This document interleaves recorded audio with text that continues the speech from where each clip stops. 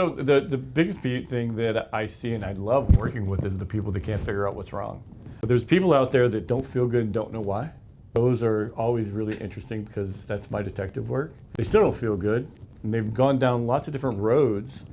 And those are the people that, one of the first things I tell them, I'm like, well, yeah, you've been labeled this, but nobody's really figured out why it's happening to you. Got it. What I do treat is the human body. And so with cancer, all I do is make sure that I got the human body functioning at as optimally as I possibly can. But what I've heard is I've heard every human has cancer cells, but that a healthy body.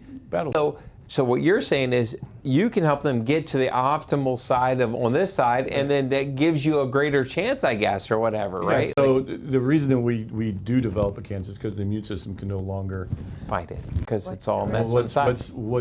what's taking up the time in the body, or what processes are being used instead of fighting that.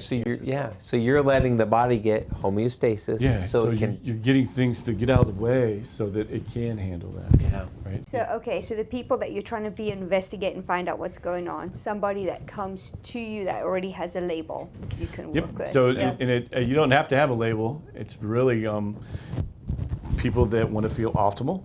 So maybe you feel good and you just don't know what optimal is. You want to be better. I don't feel good and I don't know why. A little more difficult, but I'm going to ask you a bunch of questions so that I can determine where do we look. There's tons of tests out there and I don't have any set test because everybody's different. Everybody's problem is a little bit different. So that question's always so harsh for me. Like, who do you want? And I'm like, Well, no, that's good.